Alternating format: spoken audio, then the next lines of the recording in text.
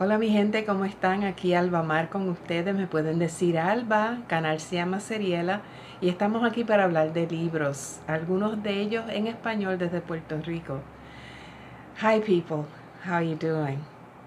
My name is Alba Mar, you may call me Alba. The channel is Seriela and we're here to talk about books. I have to make a confession.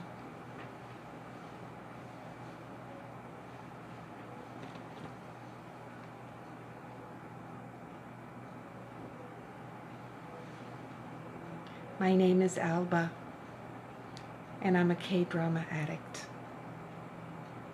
Yeah. Before BookTube,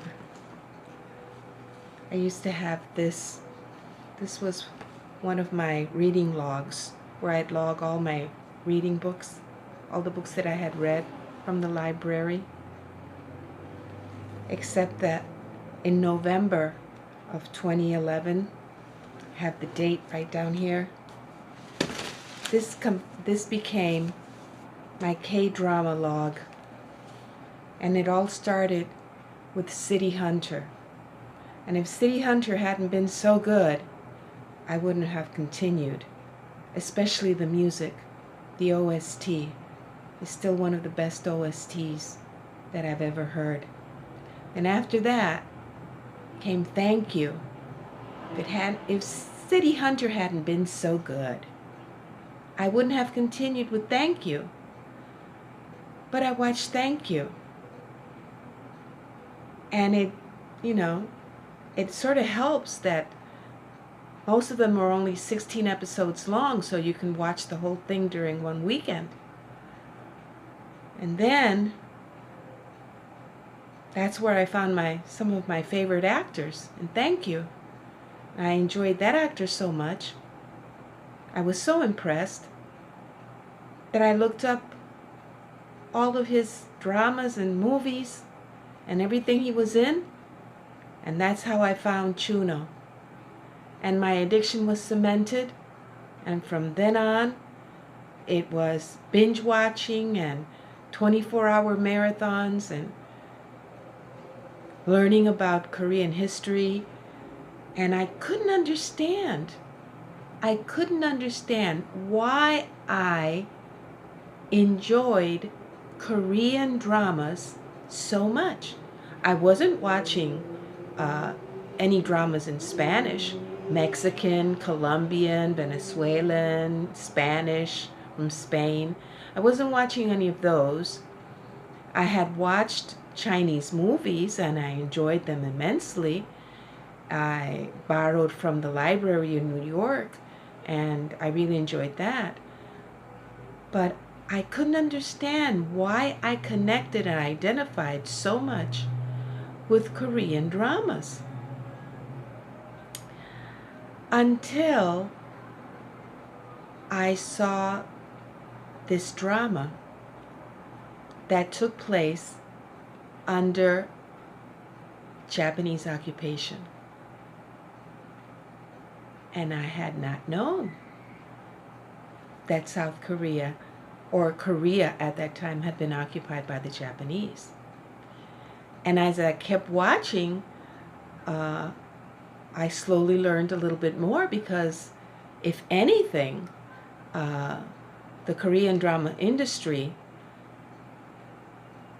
does a lot of Korean history. And that's where I learned that Korea had also been a vassal state of China during the different dynasties from a very, very long time ago. So here you have Korea between two powerful nations, one on one side and one on the other. And I slowly started to realize why I identified so much with South Korea especially. And then the fact that they went from a rural agricultural society predominantly in the 1950s after the Korean War and underwent a tsunami wave of industrialization and modernization, much like what happened here in Puerto Rico. So yeah, South Korea has been like the only place that I have wanted to travel to after my trip to Cuba. Haven't wanted to go anywhere else except South Korea because I've identified so much. All of this to say what? What does this have to do with anything on BookTube? Well, that I cheated on Asia Readathon. And instead of reading from every Asian country available, I cheated and I read books from South Korea. And I'll tell you which they are. You saw some of them before in the last video. The first one was Please Look After Mom, which had been on my TBR, my physical TBR, for a very long time. And I read Pachinko. And then I saw a video at the Poptimist. I saw the Poptimist. You have to see that one. I'll link it down below, in which he spoke about all the awesome Korean books that he had been finding. And Miracle Creek is one of the books that they were reading over at their book club. And I know that Justin at Ghost Reader also was going to read Miracle Creek. So I was intrigued. And I borrowed Miracle Creek. I think it was the first audiobook that I listened to on Script. I just recently subscribed to Script, and it was the first audiobook. It was very, very good production. Narrated by, I'll tell you right now, was narrated, I'll put it down below if I can't find it. Jennifer Lim, yeah. It was narrated by Jennifer Lim, who did a fantastic job acting, voice acting, on Miracle Creek, which is about a family that starts a business in their barn on their property, and it's a hyperbaric oxygen therapy center, or an HBOT, which one day catches fire, and 2 of the participants in the HBOT therapy die, and 4 others are injured. And Miracle Creek is part mystery, part courtroom drama. Courtroom drama because one of the mothers of the participants, the mother of an 8-year-old autistic child, is charged with the murder of those 2 people. And so the novel very masterfully shows us, narrates the event of the fire itself, what leads up to it, and the aftermath from the perspective of the 3 family members in the family business, Mr. Park, his wife Young, and their teenage daughter Mary. Also, another character whose perspective we see is a doctor who was also a participant, and the accused mother, Elizabeth, Elizabeth's friend, another mother whose child also participated in the therapy. Her name is Teresa. And we get all these different perspectives on what could have been the truth. And bit by bit, we start putting that puzzle together with the marvelous lyrical language that the author employs. At the end of this audiobook, what I liked was that there was an interview with the author, and as it turns out, one of her children had been a participant in the therapy. So we're dealing with an author who is familiar on a personal basis with the therapy that she's writing about. And not only that, she's also has had that South Korean immigrant experience in the United States. So, yeah, it was a captivating and an absorbing read, Miracle Creek. I highly recommend it. And then, so I wound up reading 3 books from South Korea. And then I already told you about The Widows of Malabar Hill. And the second book is coming out. I'm so psyched to read it. And then, because Doris over at Aldi Books and Heidi at My Reading Life had reviewed Lucky Boy, I was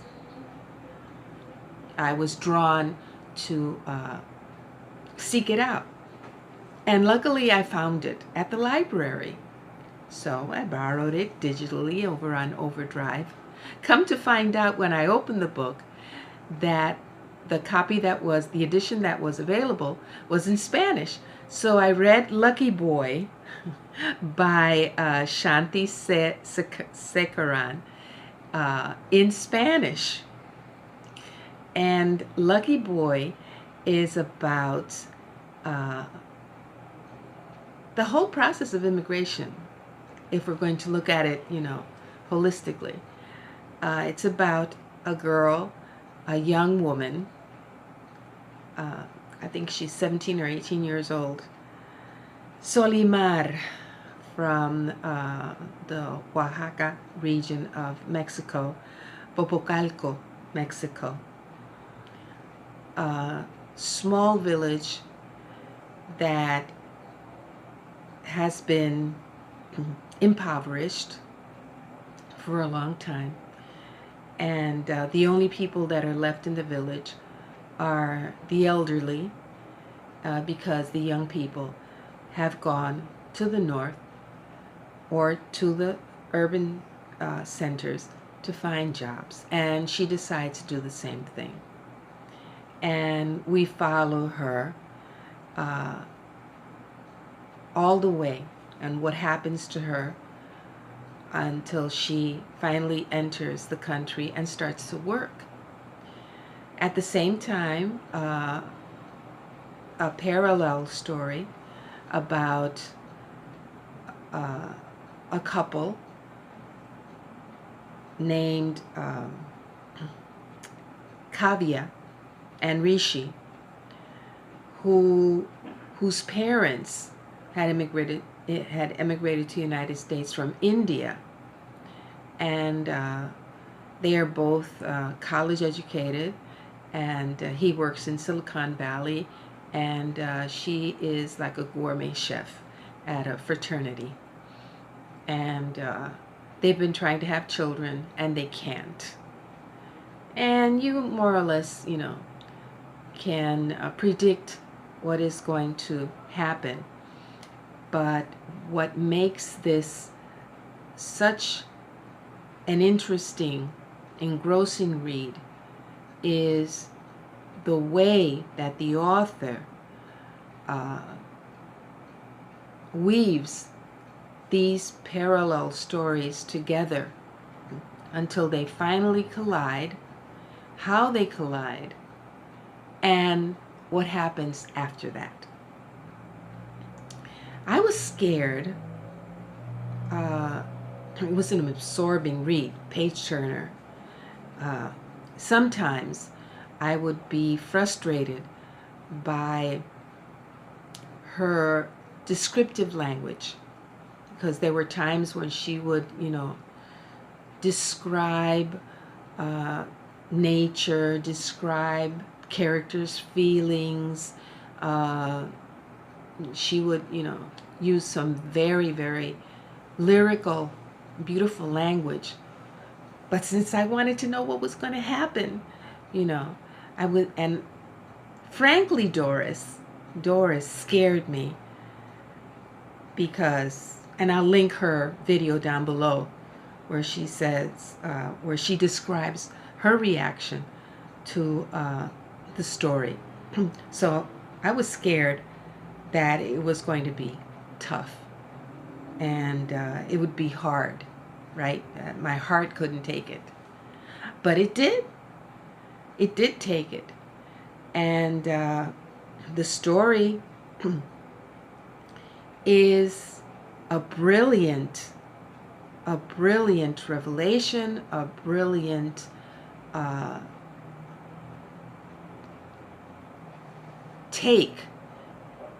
look at immigration and what happens to new arrivals and what happens to people who have been brought up in the States but are still considered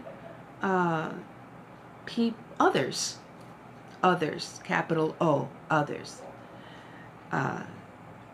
So I also highly, highly recommend Lucky Boy. If you want to read a fascinating novel about the immigration system at that time when the novel was written. So if you recall my 2-3 minute video about how excited I was for Asian Readathon,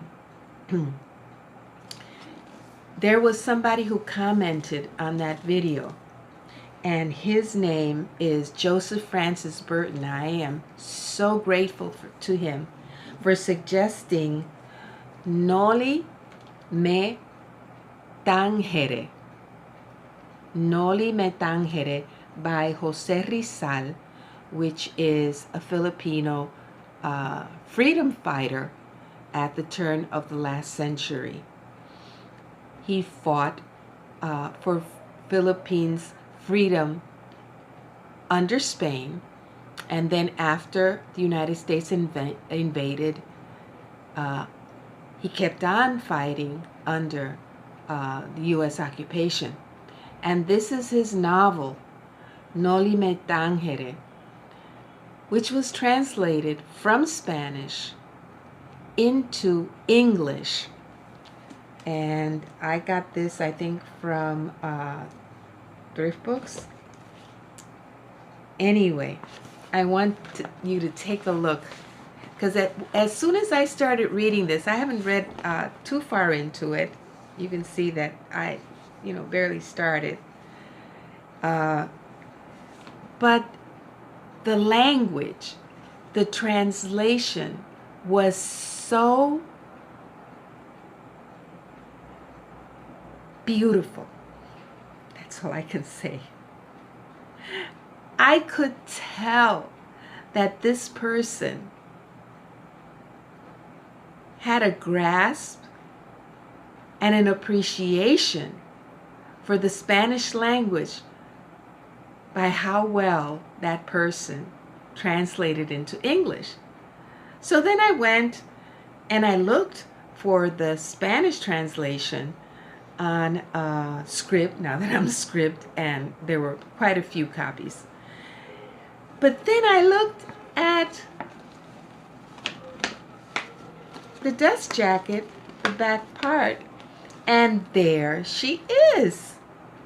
The translator the translator for Noli Me Tangere, her name is Soledad Lacson Loxing of Talisay Negros Occidental, and she received her education in both Spanish and English at the Assumption Convent. She wrote in both languages for various publications.